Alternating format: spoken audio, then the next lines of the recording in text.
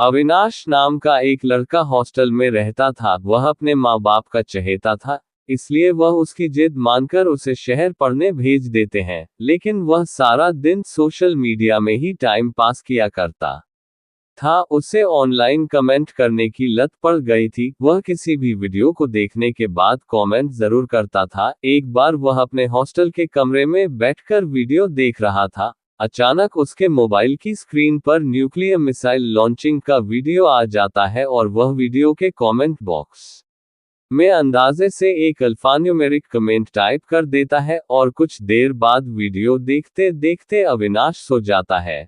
लेकिन 2 बजे अचानक अविनाश के कमरे के दरवाजे पर कोई दस्तक देता है। अविनाश आंख मीचते हुए उठता है और जैसे ही दरवाजा खोलता है तो चौंक जाता है। सामने आर्मी के जवान बंदूक ताने हुए खड़े होते हैं। तुरंत अविनाश को फर्श में गिरा दिया जाता है और उसे पीछे से हथकड़ी लगाकर गाड़ी में बैठाकर आर्मी के टॉर्चर रूम लाया जाता है। अभी तक अविनाश को कुछ समझ में नहीं आ रहा होता। वह आर्मी वालों से पूछता है, सर मुझे यहाँ क्यों लाया गया है? क्या मैं कोई आतंकवादी हूँ? लेकिन आर्मी के जवान कोई जवाब नहीं देते। कुछ ही देर में आर्मी की एक महिला अधिकारी टॉर्चर रूम में दाखिल होती है। महिला अधिकारी आते ही अविनाश को एक जोरदार थप्पड़ मारती है। अविनाश की आंखों में अंधेरा छा जाता है। अचानक किसी लड़की का थप्पड़, वो भी बिना गलती किए। अविनाश की आंखों से आंसू निकल आते हैं। महिला अधिकारी अविनाश से पूछती है कि वह सीक्रेट कोड तुम्हें कहां से पता चला? जो तुमने कमेंट में लिखा था वह हमारे न्यूक्लियर लॉन्च का पासवर्ड था, जिसकी जानकारी तो इस देश के प्रधानमंत्री को भी नहीं है, लेकिन तुझे ये पासवर्ड पता है।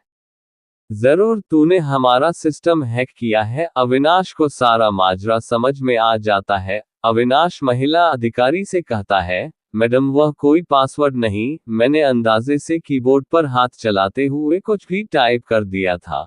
लेकिन महिला अधिकारी ने अविनाश की एक न सुनी। उसने 4 आर्मी के जवानों को बुलाकर अविनाश को सारी रात टॉर्चर करने का आदेश दे दिया। अविनाश डर की वजह से चीखने लगता है, लेकिन यहाँ अविनाश की चीख सुनने वाला कोई नहीं है। उसे सारी रात टॉर्चर किया जाता है, लेकिन वह एक ही बात पर टिका होता है कि मैंने ऑनलाइन कमेंट अंदाजे से किया था, मुझे कोई पासवर्ड नहीं पता। सुबह होते ही महिला अधिकारी टॉर्चर रूम आती है और उसकी बुरी हालत देखकर टॉर्चर रुकवा देती है। महिला अधिकारी को एहसास होने लगता है कि शायद अविनाश सही कह रहा है, क्योंकि इतनी मार खाने के बाद भी उसने अपना बयान नहीं बदला था। लेकिन महिला अधिकारी के पास अविनाश को निर्दोष मानने का कोई सबूत नहीं है, इसलिए वह साइबर एक्सपर्ट की मदद लेती है, जिससे अविनाश के बारे में अच्छे से पता लगाया जा सके। साइबर एक्सपर्ट अविनाश के पुराने डिजिटल रिकॉर्ड की जांच करती है,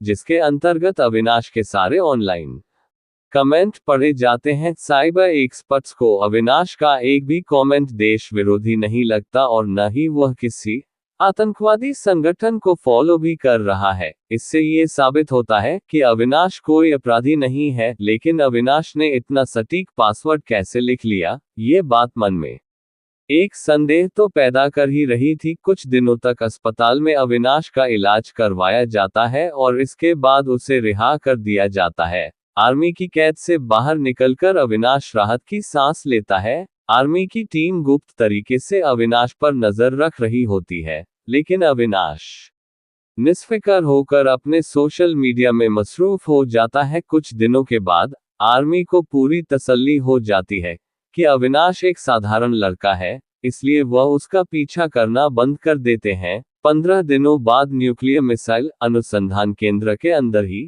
अपने आप ब्लास्ट हो जाती है और अविनाश अपने कंप्यूटर के सामने बैठे बैठे मुस्कुरा रहा होता है। इसी के साथ कहानी समाप्त हो जाती है। अगर आपको स्टोरी अच्छी लगी हो तो लाइक, कमेंट और चैनल को सब्सक्राइब जरूर करें। धन्यवाद।